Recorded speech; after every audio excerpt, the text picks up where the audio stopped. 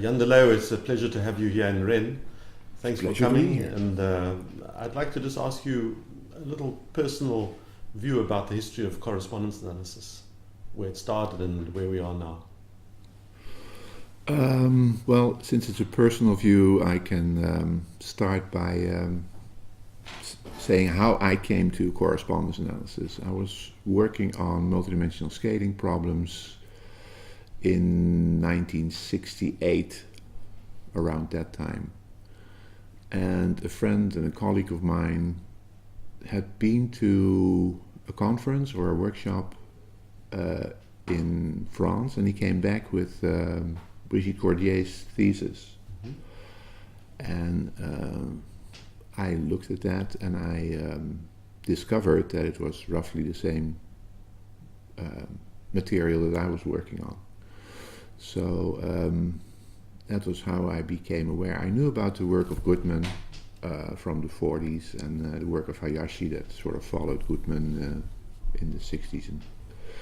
And so I discovered that there was a French school and a Japanese school, and that they were working on basically the same materials without that much interaction between them.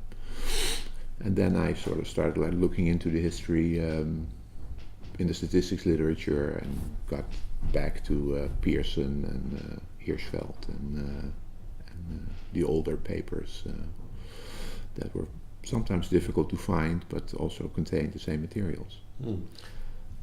Yes, what I find interesting about the French school was the geometric approach, essentially geometric approach. There was many algebraic approaches previously, and then also in the so-called Giffey approach that you were, in a sense, responsible for, and that also the geometric approach came out, but perhaps not as strong as the French one, maybe. No, it's that's the distinguishing characteristic. Goodman was never interested in higher dimensional solutions. Basically, he explicitly warns in his 1941 paper at looking at additional eigenvalues because they are strange and nonlinear and complicated. And of course, the Ben-Segri approach starts from scratch by a picture, or by aiming for a picture, as it were. And we more or less did the same thing. And part of it is possibly, I'm not exactly sure about this, but of course I went to Bell Laboratories in 73, 74 because of my work on multidimensional scaling. And Ben-Segri had also been to Bell Laboratories somewhat before that and worked with Roger Shepard mostly. And also was interested in multidimensional scaling. So I think there's a sort of a common interest in pictures, which in my case was also reinforced by John van der Geer's work, because he also was very much into, let's say, geometric interpretation of linear algebra and computational statistics. And now we find ourselves in 2011 yes. at this conference. How do you see this whole field at the moment?